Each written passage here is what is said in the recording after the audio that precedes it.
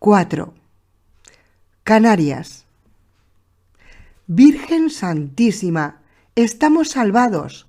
La voz de la hermana Cecilia trinaba de emoción, mientras el contorno brumoso de Lanzarote, la isla más oriental del archipiélago, se perfilaba en el horizonte. Miré con curiosidad a la pequeña monja, que ante la vista de la cercana tierra parecía haber salido de su estado de permanente vigilia y en aquel momento chillaba emocionada en el reducido espacio disponible de la cabina de pasajeros. Lucía, por su parte, nos había regalado a Víctor y a mí un par de sonoros besos y un achuchón a cada uno que casi nos corta el aliento. Y no era para menos. La meta estaba cerca. Habíamos despegado del continente africano un par de horas antes. El viento de cola nos había hecho recorrer la distancia más rápidamente de lo que habíamos calculado y ahora, con las luces del mediodía, la isla de Lanzarote brillaba como un espejismo en medio de un mar de un profundo color turquesa. Era la imagen más bonita que había visto en meses. Me volví sonriente hacia Prit, quien con gesto sereno me dijo que en unos 20 minutos estaríamos en tierra. Y dentro de 40 pretendo estar tomándome una cerveza helada, apuntó a continuación.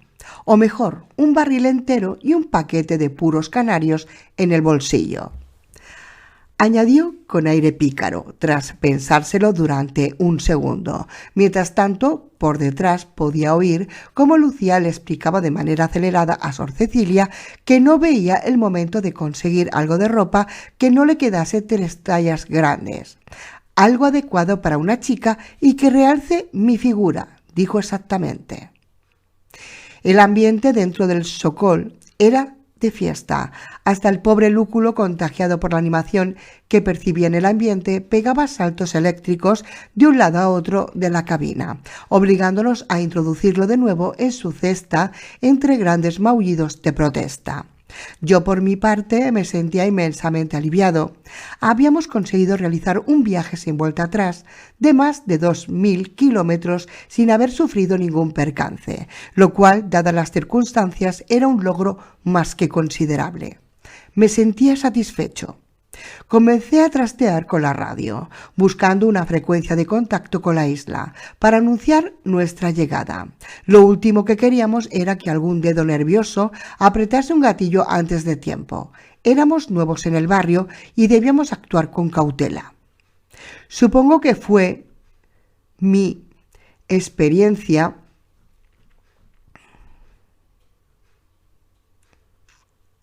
y mi expresión la que hizo enmudecer poco a poco a la algarabía de la cabina. Por más que giraba el sintonizador de barrio de la radio del Sokol, no conseguía captar más que estática en la onda corta. Una horrible bola helada me cayó en el estómago. Si la onda corta no captaba ningún tipo de emisión, eso solo podía significar 2 cosas: o bien que en la isla de Lanzarote guardaban silencio absoluto de radio por algún motivo desconocido, o bien que ya no había nadie capaz de manejar una emisora en toda la isla. Sentí que me mareaba. Si la epidemia había llegado a las islas, nuestras posibilidades de supervivencia caían en picado. Estábamos a más de 2000 kilómetros de Europa, volando hacia un archipiélago en medio del Atlántico, con nuestras últimas reservas de combustible agotándose en el depósito y sin posibilidad de volver, ni de ir a cualquier otra parte. Lo habíamos apostado todo a la carta de las Canarias y, por lo visto, habíamos perdido. El silencio se había hecho en la cabina del Sokol.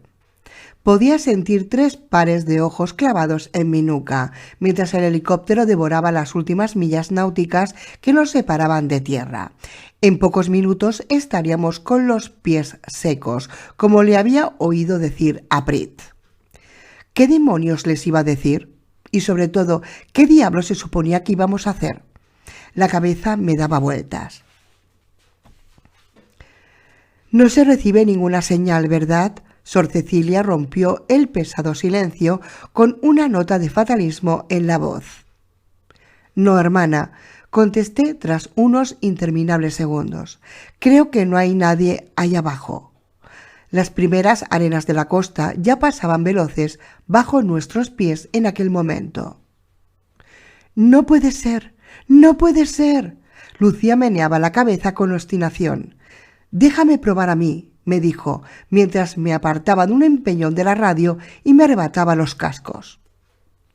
Observé con fascinación a la espigada joven mientras comenzaba a manejar la radio de comunicación. Sus dedos hacían girar los mandos de sintonización con la delicadeza y precisión de un orfebre, deteniéndose en cada pequeño chasquido o interferencia, en busca de ese punto exacto que hiciera adivinar una mano humana detrás de la señal.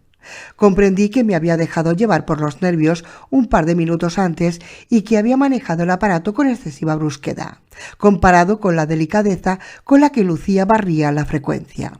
De repente su expresión cambió y mi corazón empezó a galopar salvajemente dentro del pecho.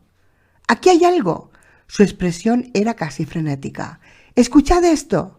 Se quitó los cascos de golpe, mientras Prit con su mano sana tocaba a tientas el tablero y conectaba el sonido abierto en la cabina, sin apartar la vista del terreno volcánico que se extendía ante él. «Aeropuerto de Tenerife Norte GCXO. Aviso de emergencia automático. Cabeceras 12:30 libres. Pista principal despejada. Contacten con torre en canal 36. No aterricen. Repito, no aterricen sin autorización. Accedan directamente al área de cuarentena. Aeropuerto de Tenerife Norte, GCXO. Aviso de emergencia automático. Cabeceras 12:30 libres». El mensaje se repetía aún 2 veces más antes de ser sustituido por el mismo texto, pero en inglés. «¿Qué significa eso?», preguntó Lucía extrañada. «¿De qué se trata?». «Aeropuerto Tenerife Norte», musitó Prit por lo bajo. «Los rodeos». Asentí con la cabeza. El aeropuerto Tenerife Norte, más conocido por Los Rodeos, era una de las 2 terminales aéreas de Tenerife, junto con el aeropuerto Reina Sofía, al sur de la isla. Aquella señal automática indicaba que aún tenía que quedar alguien que había sobrevivido a la epidemia. La parte del mensaje que hablaba de un área de cuarentena invitaba a pensar en ello. Esa era la parte de la buena noticia. La parte mala era que aún teníamos que llegar hasta allí, y una breve ojeada al indicador de combustible del Sokol me bastó para saber que aquello no iba a ser posible. Una luz roja empezó a parpadear sobre el tablero de mando, al tiempo que una estridente alarma sonaba dentro de la cabina.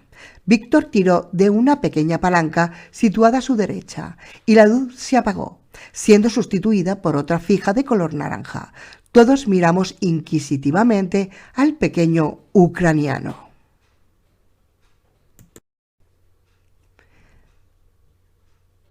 «Acabo de conectar la reserva de combustible», dijo. «Nos queda jarabe para 15 minutos de vuelo. Después...». No terminó la frase. «¿Qué hacemos?», pregunté quedamente. «La radiobaliza del aeropuerto de Lanzarote sigue funcionando, pero eso no significa nada», replicó el ucraniano. «Tiene baterías alimentadas por placas solares, así que si nadie las toca, podrían funcionar en modo automático y de manera indefinida durante meses. No sé qué nos vamos a encontrar allí», concluyó. Por un instante un pesado silencio reinó entre nosotros. Las alternativas eran escasas. «Hacia el aeropuerto de Arrecife», dije, tras pensar tan solo unos segundos. «Creo que es nuestra única opción». El ucraniano asintió mientras ladeaba el pesado Sokol hacia la izquierda, siguiendo la señal de la radiobaliza del aeropuerto de Arrecife, Lanzarote. 5. Al cabo de unos 6 o 7 minutos pasamos rozando los tejados de las primeras casas de Arrecife. una ciudad que tenía unos 50.000 habitantes antes de la epidemia. Sin embargo, en aquel momento, a través de las ventanillas, no podíamos distinguir a nadie circulando por las calles. Parecía una ciudad como tantas otras que habíamos visto a lo largo de aquel interminable viaje, solo que esta era ligeramente diferente. No había señales de lucha por ninguna parte, ni tapones de vehículos abandonados, ni edificios quemados hasta los cimientos, ni ninguna de las señales del apocalipsis. Los jardines públicos, aunque desmantelados y salvajes, no ofrecían esa imagen selvática que tenían otros parques abandonados a su suerte desde hacía más de un año. Las calles estaban sucias, pero no acumulaban ingentes cantidades de basura, escombros y papeles revoloteando, tan habituales en otras partes. La ciudad, en definitiva, parecía dormida, como si fuese un domingo a primera hora de la mañana. Casi se esperaba ver pasar al camión de reparto de los periódicos doblando una esquina, como un día normal. «Allí», chilló Lucía, «en aquella plaza, entre los dos autobuses verdes». Todos miramos en aquella dirección. Tragué saliva.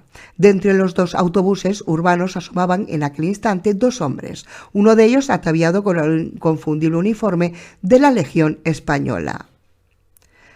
El otro era un civil alto, de unos 40 años, vestido de traje y corbata, con el pelo revuelto. Ambos iban caminando en paralelo, como si charlasen amistosamente, totalmente ajenos al estruendo del socol sobre sus cabezas. Una imagen perfectamente normal, si no fuese porque al civil le faltaba la mitad de la cara y una enorme costra de sangre reseca cubría el torso del legionario. Eran no muertos. Estaban allí. De una manera u otra, la epidemia había alcanzado de lleno aquel lugar. Pegué un puñetazo furioso contra uno de los montantes del helicóptero mientras Prit soltaba una retahíla de tacos en ruso. Lucía, por su parte, estaba completamente anonadada, contemplando a aquellos dos tipos con sus prismáticos, incapaz de creer lo que tenía ante sus ojos. Por su parte, Sor Cecilia había retomado su rosario y con voz monótona desgranaba una oración suavemente. La cara de la anciana monja irradiaba una extraña paz, en contraste con nuestras expresiones. Ella era perfectamente consciente de que tan solo nos quedaban unas horas de vida, a lo sumo, y estaba arreglando sus últimas cuentas para cuando tuviese que saludar personalmente a Dios, lo cual sería pronto, si no lo remediábamos de alguna manera. Tenía que pensar en algo. «Aquí hay algo que no cuadra», cavilé. «La ciudad no está arrasada como todas las que hemos visto hasta ahora, ni tiene señales de lucha». Grité por encima del ruido de los rotores para hacerme entender. «Fijaos bien, hay muy pocos no muertos por las calles, unas docenas, a lo sumo». «Es cierto», replicó Prit, también a gritos. «Toda la ciudad da la sensación de haber sido abandonada de una forma ordenada. Me apostaría hasta mi última botella de vodka a que esos no muertos de allá abajo llegaron a la ciudad desde otra parte, poco después de que hubiese sido evacuada». «Eso explicaría por qué hay tan pocos», comenté, «pero no explica dónde se ha metido todo el mundo ni por qué evacuaron la ciudad». «Ni tampoco de dónde han salido esos no muertos», apuntó lúgubremente Lucía. Guardamos silencio, sumidos en nuestros pensamientos, mientras el helicóptero cruzaba los últimos kilómetros antes de llegar al aeropuerto. Amartillé cuidadosamente el HK con un chasquido que hizo dar un respingo en sus asientos a todos los demás. Mientras las preguntas se agolpaban en mi cabeza, no podía evitar que un escalofrío me recorriese la espalda, pensando lo que nos podíamos encontrar al llegar allí. Notaba la camisa pegada a mi espalda por efecto del sudor. Aproveché los últimos minutos antes de llegar al aeropuerto para pasar a la parte trasera de la cabina y enfundarme el neopreno como pude, entre resoplidos y contorsiones. Cuando acabé de vestirme con mi viejo traje, que realmente estaba cada vez más viejo y ajado y con un par de feos costurones, recuerdo de incidentes pasados, la sombra del Sokol ya se deslizaba sobre el asfalto de cabecera de pista del aeropuerto de Lanzarote. «Mira esto», dijo Prit, mientras indicaba con su brazo la torre de control. «Aquí sí que parece que hubo algún tipo de jaleo». Seguí la dirección que indicaba el brazo del ucraniano. La torre de control estaba ennegrecida por efecto del humo y de las llamas que la habían consumido. Los huecos de las ventanas parecían caries en la cima de la desmantelada torre, rodeada de enormes cantidades de escombros y cristales rotos a sus pies. Era muy extraño. Daba la sensación de que la torre había sido incendiada intencionadamente por algún motivo, en vez de ser pasto de algún fuego fortuito.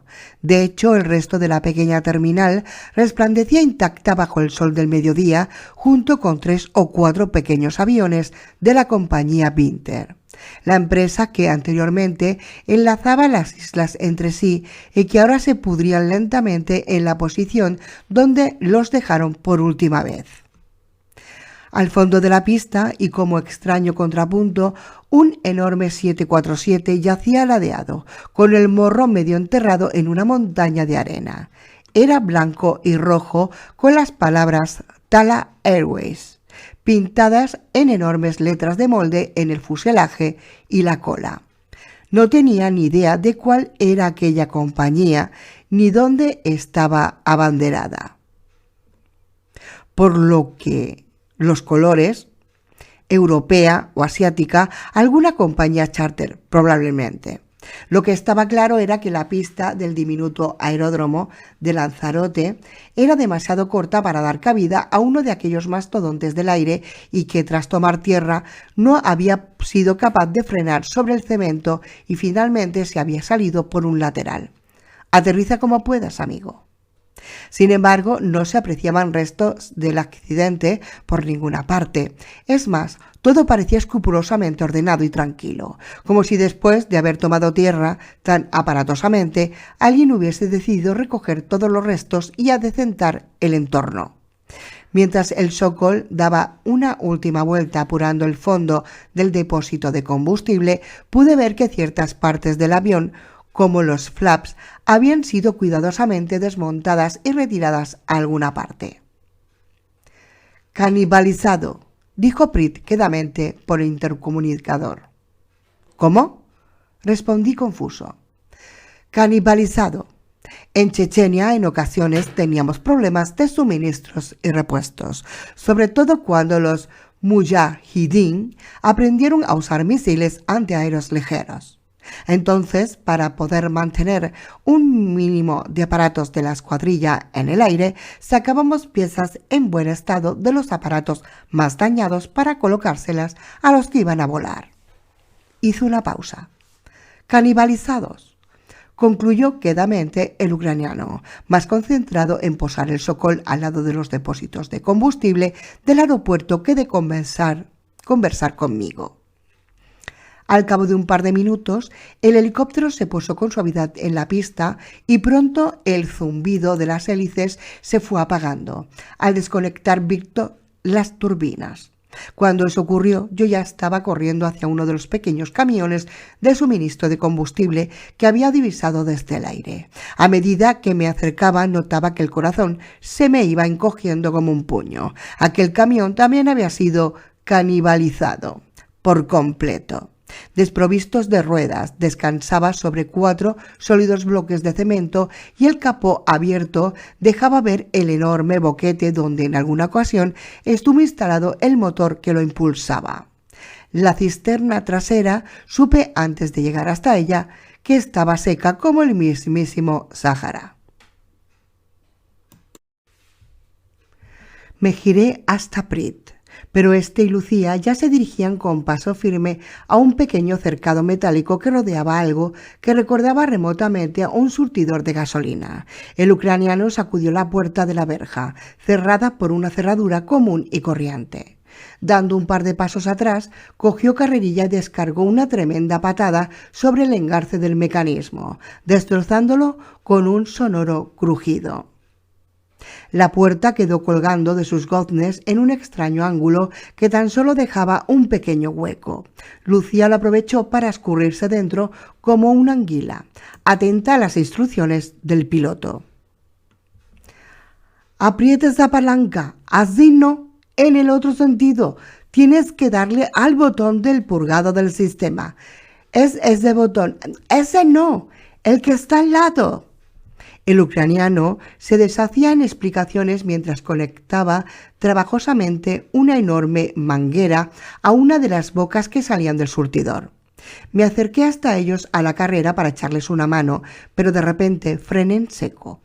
Un par de figuras tambaleantes se recordaban a lo lejos, viniendo desde el edificio de la terminal del aeropuerto, y detrás de ellos, saliendo de varias puertas, surgían varias docenas más, todos ellos muy concentrados en el improvisado espectáculo que se ofrecía al fondo de la pista. El espectáculo de 4 supervivientes tratando de conectar una manguera, ajenos hasta aquel momento a la presencia que se acercaba lentamente. «¡Tenemos compañía!», grité a pleno pulmón. Había oído esa frase en infinidad de películas de Hollywood. En boca de los aguerridos protagonistas de las películas siempre sonaba confiada, viril y potente, pero a mis oídos mi propio grito sonó como el graznido atemorizado de un eunuco. Lucía y Víctor levantaron la cabeza, sorprendidos, y rápidamente redoblaron sus esfuerzos por poner la bomba en funcionamiento. Yo, por mi parte, apoyé una rodilla en el hirviente suelo de la pista mientras descolgaba el HK de mi hombro. Mentalmente calculé las posibilidades que teníamos de que aquello saliese bien. Sin ser un genio de la estadística, me di cuenta enseguida de que sería prácticamente imposible llenar el tanque del Sokol antes de que aquella muchedumbre nos alcanzase. Por un instante temí perder el control de mi vejiga, pero me repuse. Si teníamos que caer, que no fuese sin dar la cara, al menos. ¡Qué diablos! Aquel era un día tan bueno como cualquier otro día para reventar. Notaba las manos pegajosas por el sudor. Oía a mis espaldas los esfuerzos del ucraniano y de Lucía para poner en marcha aquella bomba de forma manual. Evidentemente no había electricidad que hiciera funcionar el motor de achique. La monja se había unido a ellos con su carácter voluntarioso para echar una mano, pero el espacio dentro de la jaula era tan reducido que apenas hacía nada más que estorbar. Sin embargo, entendía perfectamente que estuviese allí. Yo tampoco querría estar a solas cuando los heraldos de la muerte se acercaban hacia mí a paso lento. Por mi parte, yo tenía mis propios problemas. Los no muertos avanzaban trastabillando por la pista hacia nosotros, inmutables. Estábamos a unos 500 o 600 metros de la terminal. Era una distancia considerable para recorrer arrastrando los pies, así que aún disponíamos de unos cuantos minutos. El problema era que quizá no fuesen lo suficientes para poner la bomba de combustible en funcionamiento y poder cargar al menos los litros necesarios para despegar en el depósito del Sokol. El HK tenía 30 balas en el cargador y llevaba además otros 2 clips de munición sujetos en el cinturón. Volví a echar cuentas mentales y pronto fui consciente de que era imposible que yo detuviese aquella marea no humana o que la pudiese frenar de alguna forma. Tenía menos de 100 proyectiles contra una masa que debía sumar por lo menos 200 o 300 individuos. Y por si eso no fuera suficiente, además, no había disparado aquella arma más que un par de veces en un curso apresurado que nos había impartido el ucraniano en un descampado donde habíamos tomado tierra días atrás. Además, sabía que no era un gran tirador, y menos a aquella distancia.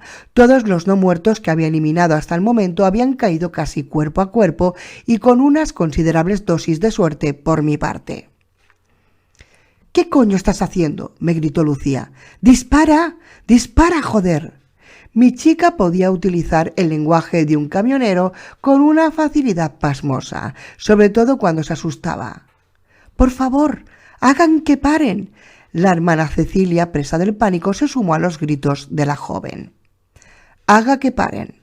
¿No te jode? Claro, me voy junto a ellos y les convenzco para ir a tomar unas cañas al bar del aeropuerto, o a la playa, o a tomar el sol y a jugar al vóley. ¿Ya puestos?». Notaba el pánico reptando por mi interior, frío y sigiloso. El tiempo parecía haberse detenido. No era capaz de pensar con claridad y, pese a los gritos, permanecía con una rodilla en tierra, en medio de la pista, completamente agarrotado. De repente, uno de los no muertos, un tipo alto, de mediana edad, vestido con unas bermudas y una camiseta desteñida, tropezó con su vecino y cayó al suelo. ¿Cuán largo era?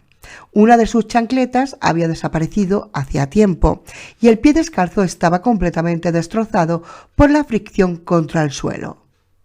En aquel momento fui consciente hasta del más mínimo detalle del color blanquecino del hueso que asomaba por el talón destrozado del largo y que brillaba en la distancia bajo el sol, del delicado perfume a podredumbre que el viento traía desde aquella masa, de las briznas de hierba que asomaban la cabeza tímidamente por una grieta del asfalto junto a mi rodilla de... «¡Dispara!». El grito, o mejor dicho, el rugido, había salido de la garganta de Prit, que, enrojecido por el esfuerzo y con las venas del cuello a punto de estallar, bombeaba como un poseso la palanca de achique. Aquello me sacó de mi estado hipnótico. Coloqué la mira del HK tal y como me había explicado el ucraniano. La ajusté a 3 por su máxima ampliación y apunté hacia la multitud con la mente totalmente en blanco. A través de la mirilla podía ver las caras de los no muertos como si estuviese junto a su lado. Hombres, mujeres, niños, jóvenes y ancianos, altos y bajos, todos se confundían en un mar de rostros vacíos de expresión, pero con un resplandor siniestro en sus globos oculares apagados. Nada me daba más pánico que aquellos ojos muertos y vacíos. Me recordaban los ojos de un tiburón gris que había tenido la oportunidad de ver en una inmersión, años antes, a muy pocos metros. Era aquella misma mirada, oscura, sin sentimientos, y que provocaba que los pelos de la nuca se te erizasen de pánico. El primer disparo fue alto y no rozó ni siquiera al no muerto, al que apuntaba. Los 6 o 7 siguientes fueron más atinados y pronto 4 cuerpos yacían desmanejados sobre la pista del aeropuerto. Sin embargo, a ese lapso, los no muertos habían avanzado otros 50 metros y cada vez estaban más cerca. Presa del pánico, fue consciente de que solo podía cazar a un puñado de ellos, a lo sumo, antes de que estuviesen encima de nosotros. Inconscientemente empecé a rezar al tiempo que disparaba. Un tosido salió de la manguera conectada a la bomba de achique. A continuación, una serie de sonidos metálicos retumbaron bajo el suelo y un penetrante aroma a benceno de aviación impregnó el aire. El depósito estaba abierto. Súbitamente, un chorro de combustible saltó de la boca de la manguera apoyada en el suelo, salpicando la pista de cemento. Un grito salvaje de alegría salió de la garganta de Britchenko, mientras Lucía palmeaba alegremente a su espalda, pero pronto aquel grito murió en su garganta. El chorro fue al principio, pasó en cuestión de segundos a ser un chorrito, después un hilo y al cabo de un instante, nada. «No puede ser», murmuraba el ucraniano por lo bajo. «No puede ser». «Lucía», lo oí gritar, mientras cambiaba el cargador de mi HK. Los no muertos ya estaban a menos de 200 metros. «Dime que pone el indicador de presión que tienes delante». «En cuanto presione este purgador. ¿Preparada?» «Cuando quieras, Prit», respondió la muchacha. El ucraniano presionó una válvula y un agudo silbido empezó a sonar al tiempo que un chorro de aire que olía poderosamente a combustible salía de la parte superior de la bomba. «¿Qué pone el dial?», gritó Víctor. «¿Qué pone? ¿Qué pone?» «Marca 900», respondió Lucía. tan asustada y confusa como los demás. Los no muertos ya habían avanzado otros 50 metros y ahora más de una docena de cuerpos salpicaban la superficie de cemento de la pista.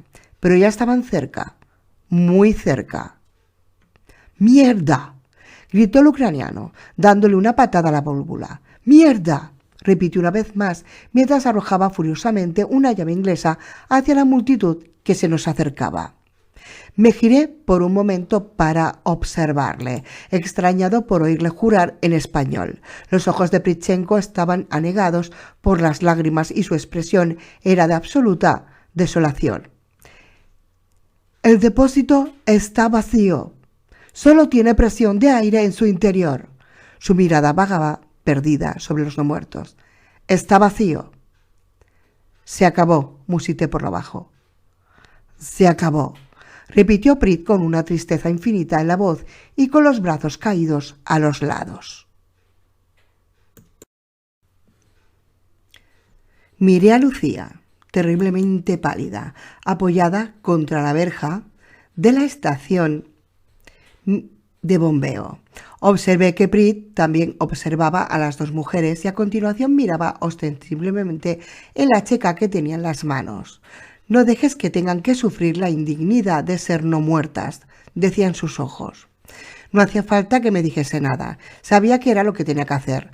No dejaríamos que aquella turba nos cogiese con vida. Confiaba en tener la suficiente sangre fría para ser capaz de llegar hasta el final y que no me temblase el pulso al llegar mi turno.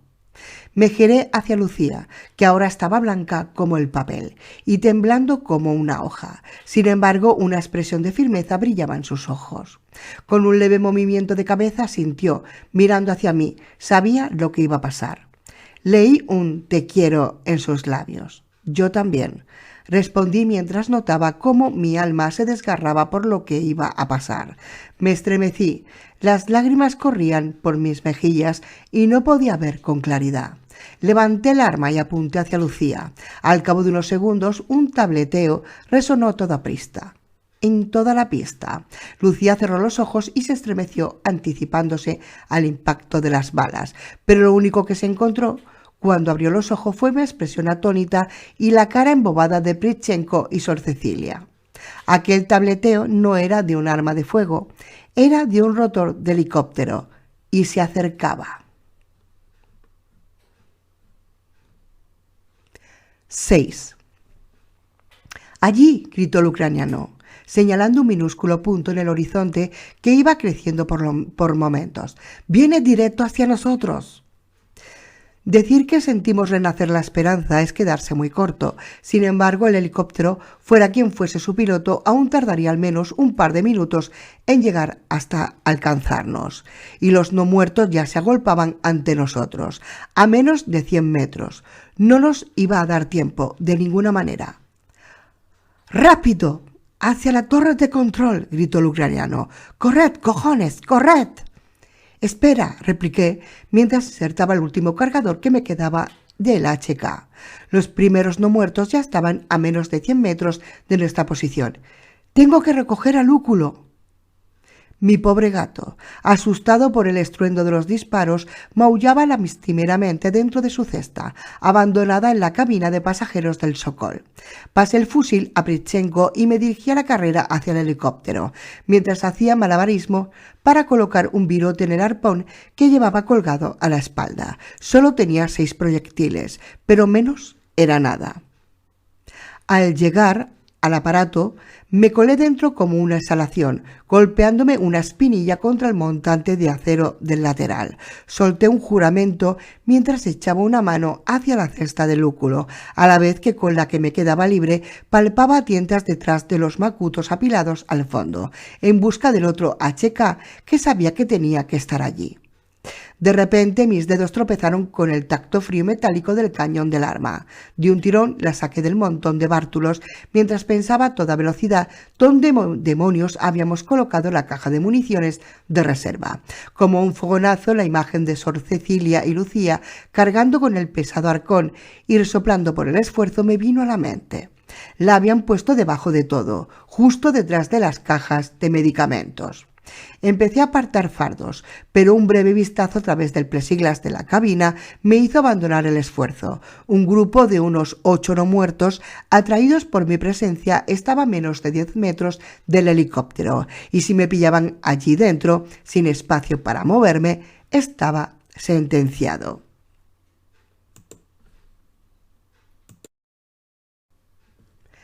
Sin mirar atrás, salí del helicóptero maldiciendo por lo bajo. En aquel momento el sonido de los rotores del aparato desconocido ahogaba casi por completo los disparos amortiguados de Prit, que con una asombrosa sangre fría retrocedía lentamente hacia la torre de control, mientras cubría la huida apresurada de Sor Cecilia y Lucía.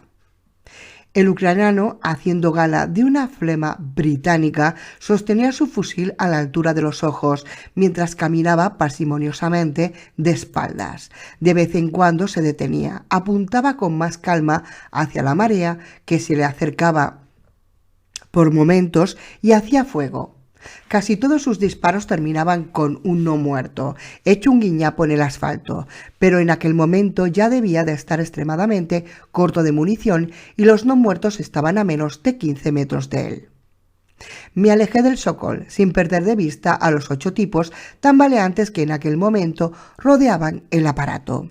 Un bufido de furia de Lúculo me alertó a tiempo. Me giré de golpe y me di casi de bruces con un grupo de 4 no muertos a los que no había visto hasta ese momento. Debían de haber rodeado la parte trasera del helicóptero y ahora me cortaban el paso hacia la torre de control. Pasándome la cesta de Lúculo a la mano izquierda, apunté al más próximo con el arpón y apreté el gatillo. El virote le entró por la parte inferior del cuello en ángulo ascendente, produciendo un suave chop. Casi al instante el no muerto comenzó a sufrir convulsiones y se derrumbó como si sufriese un ataque epiléptico. Solté rápidamente el arpón descargado y me encaré con los otros 3 tipos que ya estaban casi al alcance de mi brazo. Por una fracción de segundo me quedé asombrado al comprobar que eran marroquíes, ataviados con el uniforme de la gendarmería de ese país, aunque tan jodidamente no muertos como el resto de la pandilla.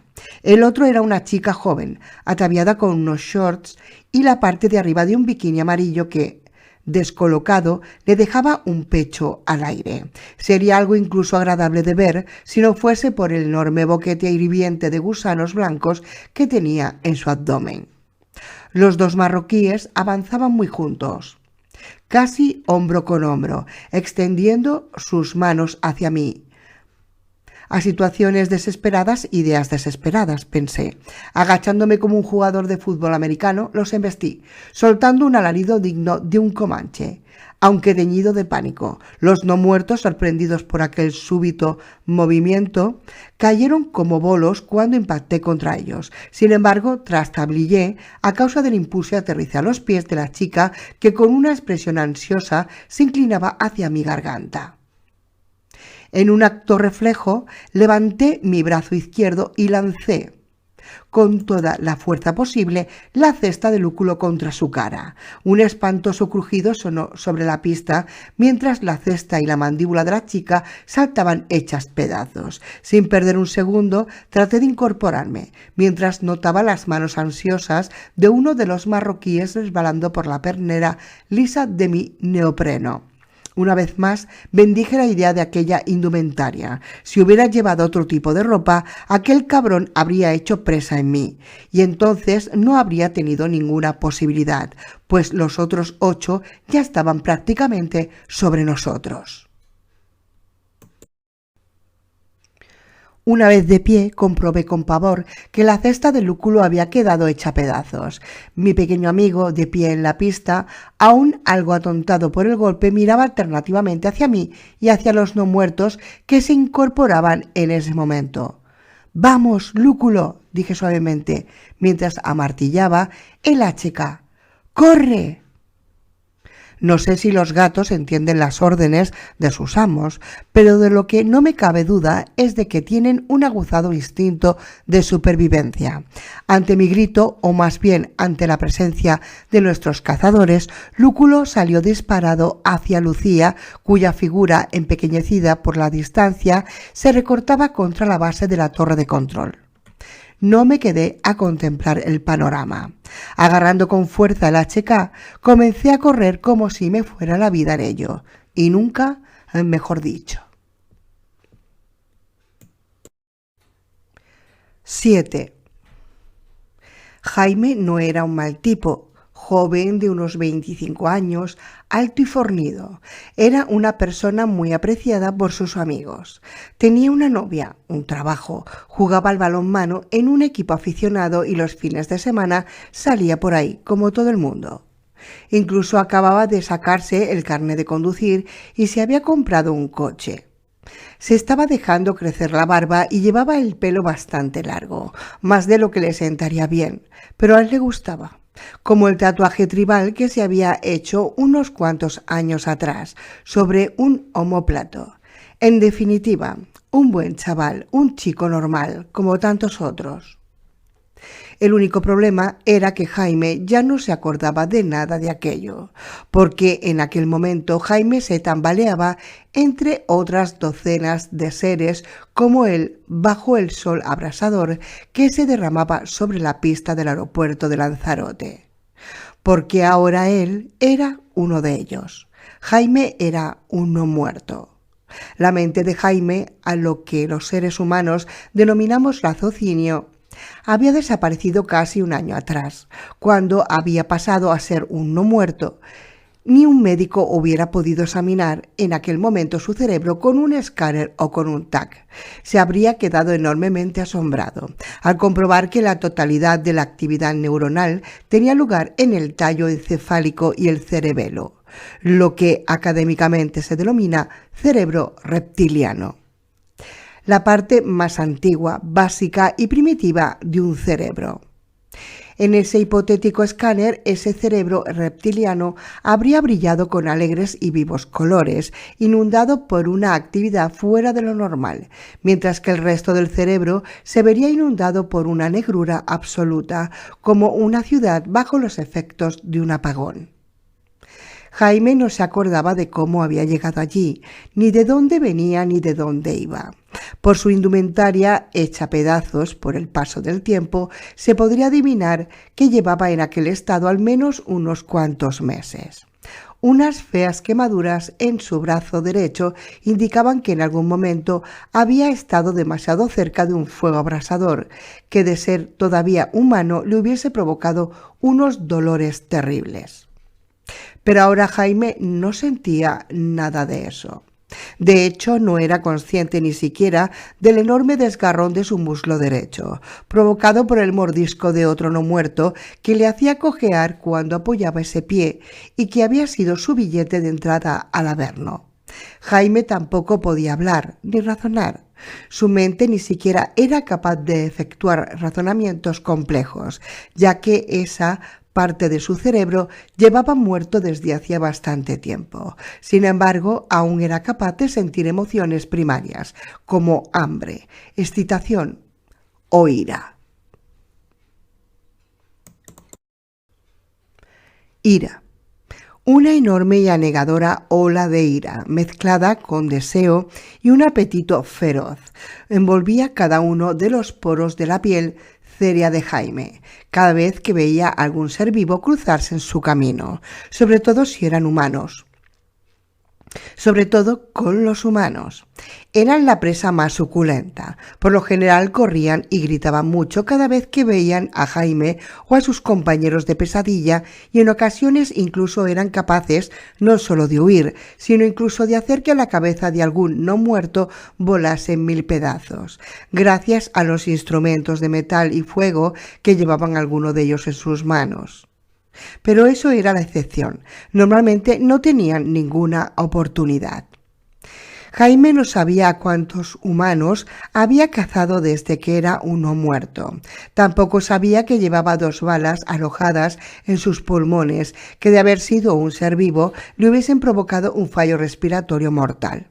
Tampoco sabía que su aspecto para un humano era terrorífico, con su largo pelo despeinado al viento, sus ropas de turista acartonados y cubiertos de sangre, alguna suya, la restante de otros, su piel cubierta de venas reventadas y sobre todo su mirada perdida y apagada, pero llena de odio.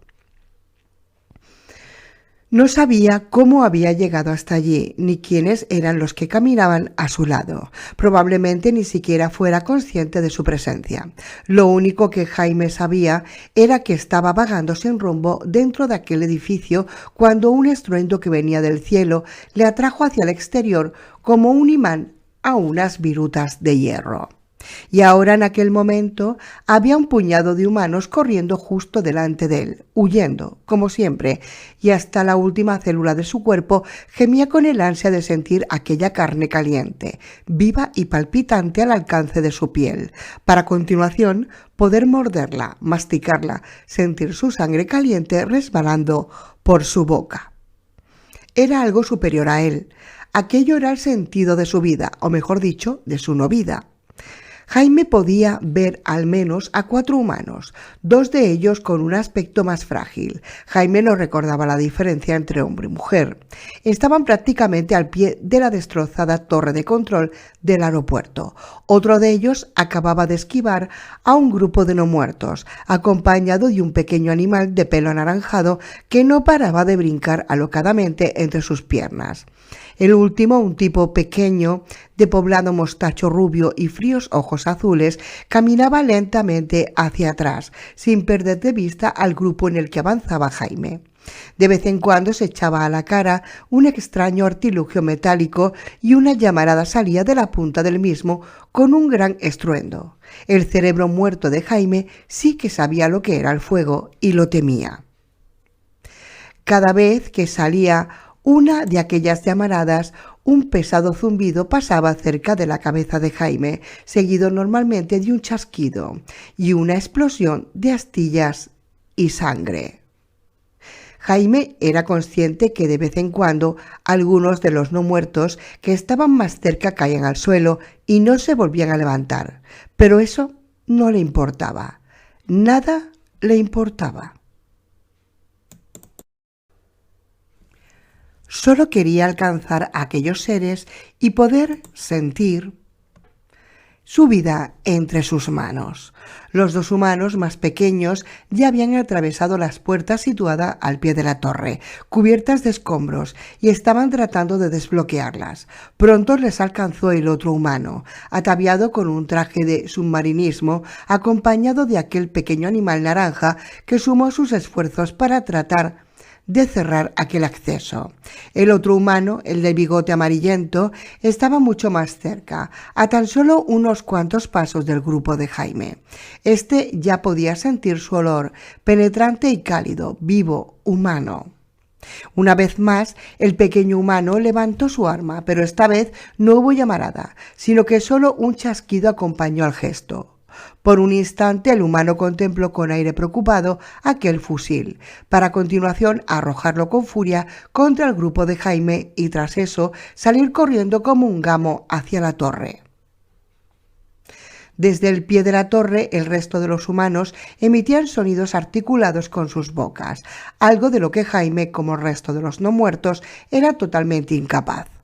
Por otra parte, Jaime no entendía nada de aquellos sonidos, pero su mera existencia servía como un acicate para su deseo. Le excitaba, le hacía sentir con más fuerzas sus ansias de cazador.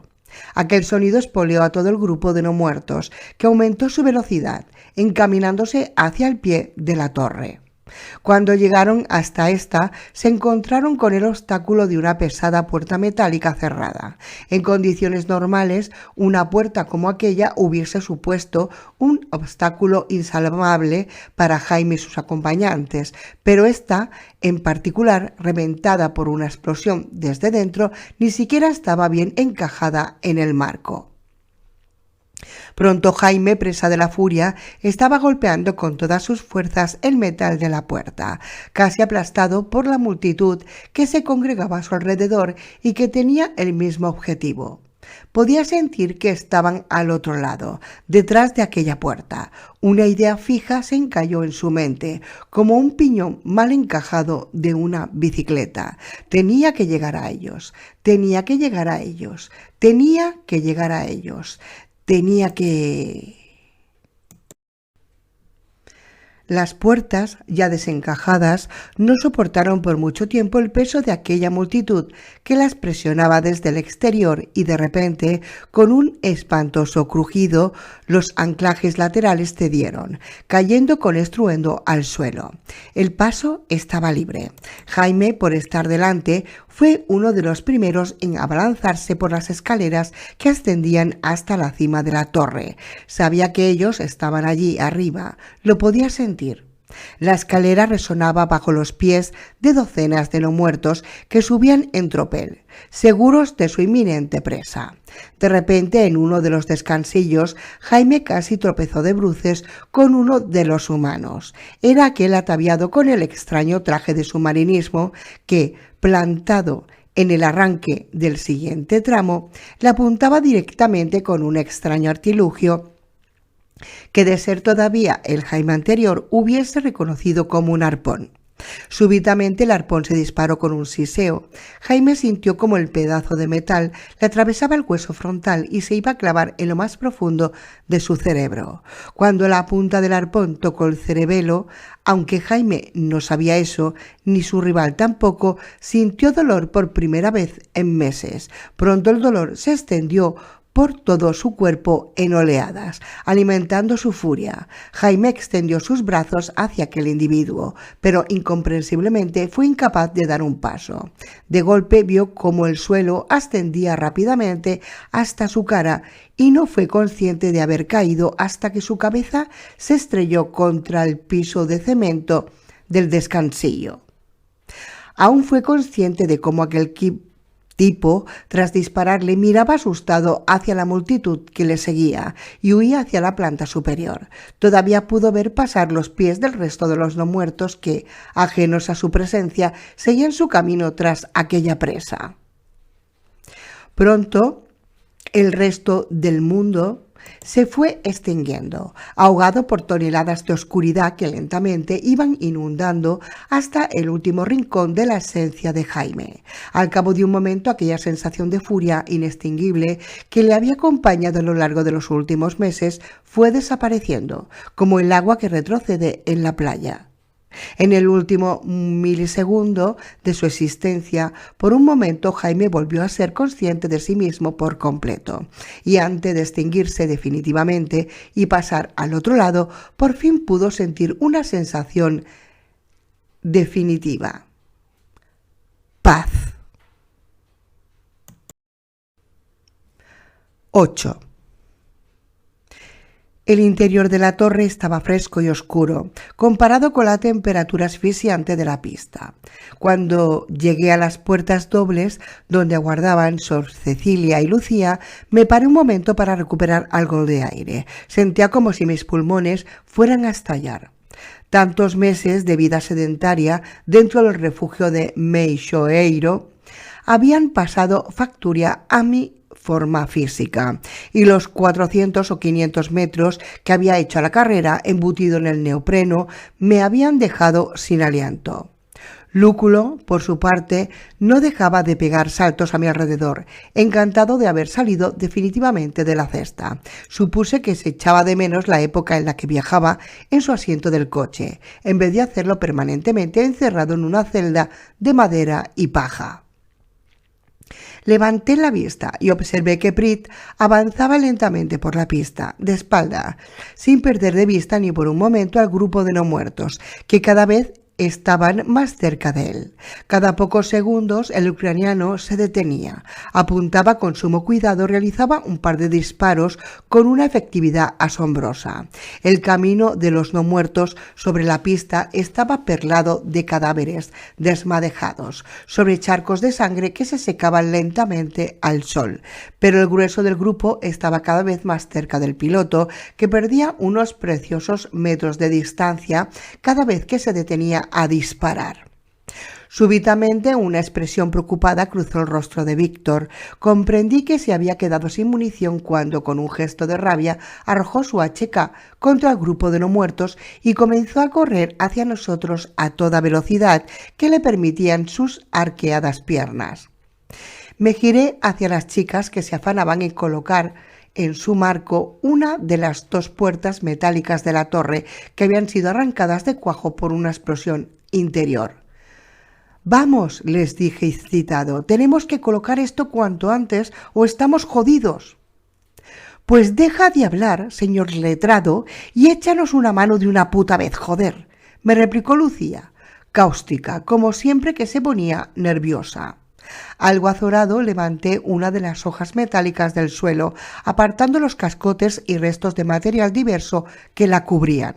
Aquella puerta estaba parcialmente alabeada por su parte interna, como si algo hubiese impactado con violencia contra la misma. Mientras me afanaba en encajarla en su sitio, haciendo que coincidiese con su pareja, Lucía y Sor Cecilia se desgañitaban tratando de llamar la atención del ucraniano, que corría sobre la pista como si le persiguiese el diablo en persona. Sudando a mares, mientras apuntalaba aquella hoja, maldije por lo bajo. Sus puñeteros gritos se tenían que oír en la otra punta de la isla y además parecían excitar de algún modo al grupo de la pista, que pese a caminar de manera tambaleante, parecían ir incluso más rápido. Pritchenko alcanzó finalmente la puerta, pasando como un obús de artillería por el hueco que quedaba libre entre las dos hojas hasta estrellarse finalmente con estrépito contra un montón de escombros a nuestras espaldas. «¿Te has hecho daño, Prit?», le pregunté a gritos, mientras apuntalaba la puerta con un pedazo de viga de hormigón. «Solo mi orgullo», respondió el ucraniano, lacónico como siempre, mientras se sacudía el polvo de los pantalones y cogía mi HK caído en el suelo. «¿Crees que esto aguantará?», preguntó escéptico, mientras observaba con aire crítico la barricada que estaba apuntalando. «Lo dudo mucho», respondí. «Las puertas están reventadas y fuera de sus goznes». Coloqué la última vigueta contra la puerta. No creo que aguante el peso de toda esa multitud, pero al menos nos permitirá ganar tiempo. El ruido del helicóptero ya era un rugido que apenas nos permitía oírnos entre nosotros. El aparato estaba volando en círculos sobre la torre, mientras su tripulación observaba el panorama. Supongo que su piloto debía de estar bastante intrigado ante aquella muchedumbre agolpada contra la torre y el Sokol abandonado a su suerte en la otra punta de la pista, pero en aquel momento tenía otras cosas de las que preocuparme. «¡Rápido! ¡A lo alto de la torre!», gritó el ucraniano, mientras yo colocaba otro virote en el arpón. Los primeros no muertos ya habían llegado al otro lado de la puerta y golpeaban y comenzaban desordenadamente a golpear. Un guirigay de gemidos que ponía los pelos de punta salía de sus gargantas. El recuerdo de los claustrofóbicos días pasados en un oscuro cartucho de una tienda abandonada de Vigo me saltó con violencia. Noté impotente que me empezaba a temblar las manos. Sor Cecilia y Lucía, con Lúculo en sus brazos, ya subían trabajosamente por las escaleras, siguiendo al ucraniano, que con el fusil en ristre abría camino hacia la parte superior. De vez en cuando se veía obligado a empujar por el hueco de las escaleras algún montón de escombros que obstaculizaba su camino. Todos aquellos restos caían con estrépito en la parte baja, justo donde habíamos estado menos de un minuto antes, levantando enormes nubes de polvo que apenas me dejaban vislumbrar la puerta. Yo esperaba agazapado en el primer tramo de las escaleras, contemplando cómo las puertas se cimbreaban cada vez que la masa rugiente del exterior le propinaba un empujón especialmente fuerte. Cubierto de polvillo de cemento, tosí descontroladamente, consciente de que ya no podía hacer absolutamente nada allí. Aquello no aguantaría mucho tiempo. Comencé a subir las escaleras a tientas, hasta llegar al tercer tramo, donde me vi obligado a sentarme por un momento, tratando de respirar un poco de aire limpio. Un enorme estrépito, parecido a una explosión, me sobresaltó de repente. Los gemidos de los no muertos sonaron con potencia redoblada. Supe que las puertas habían caído. Ya estaban dentro. Los pasos vacilantes de los no muertos resonaban en las escaleras metálicas que conectaban entre sí las entreplantas de cemento. Tragué saliva, expectante, mientras notaba cómo mis manos sudaban alrededor del mango del arpón que sostenía firmemente apoyado en la barandilla. De repente, asomando por el recodo de la escalera, se recortó la silueta del primer no muerto. Iluminado por una pequeña ventana de ventilación, pude verlo perfectamente durante un par de segundos. Era un tipo joven, de unos 20 y tantos años, con el pelo bastante largo y una barba incipiente en la cara. Su ropa, totalmente destrozada, dejaba ver 2 enormes agujeros de bala en el pecho. Un enorme desgarrón en la pierna derecha le hacía cojear, pero no le impedía subir las escaleras rápidamente. Toda su cara y su ropa estaban cubiertas de sangre reseca y en sus ojos muertos brillaba una profunda expresión de odio. El polvillo de cemento se había posado en todo su cuerpo, dándole un aspecto diabólico. Un rictus horrible se dibujó en su cara cuando me vio. Dio un par de pasos vacilantes hacia mí. Respiré profundamente y apunté el arpón contra su cabeza. A menos de 2 metros. Era un tiro imposible de fallar. Con un chasquido acuoso que ya me era familiar, el virote atravesó limpiamente su frente, clavándose profundamente en el cerebro de aquel ser salido del infierno. Una expresión confusa se dibujó en su rostro por un segundo, antes de estrellarse con fuerza contra el suelo de cemento del descansillo. Sin pararme a contemplar el espectáculo, di media vuelta y salí corriendo hacia la parte superior de la torre. Ahora el sonido del helicóptero rugía estacionario, justo sobre nuestras cabezas. Una calavera carbonizada me aguardaba sonriente al desembocar el último tramo de la escalera. Con un escalofrío pasé por encima de aquellos restos, encaminándome hacia la trampilla que daba acceso al techo de la torre. Trepé por la escalerilla, mientras oía cómo los no muertos comenzaban a desembocar en la cúpula de la derruida torre de control. Prit pegó un tirón de mi cinturón para sacarme a toda prisa, mientras Sor Cecilia se apresuraba a retirar la escalerilla del hueco. Jadeando, contemplé el interior de la torre a través de la trampilla. Debajo de nosotros, docenas de no muertos se agolpaban rabiosos, tratando de alcanzar el hueco de la trampilla. Había ido por un pelo. Me giré aliviado hacia Pritchenko, pero su expresión asombrada me hizo darme la vuelta. Estupefacto contemplé el helicóptero que se balanceaba sobre nosotros y del que se descolgaba rápidamente una escala. Aquello era de locos, no podía ser. Y sin embargo lo tenía justo delante de los ojos. El helicóptero, pintado con colores militares, se inclinó en aquel momento dejando ver su puerta lateral en que campeaba, en letras bien grandes, el lema Fuerza Aérea Argentina.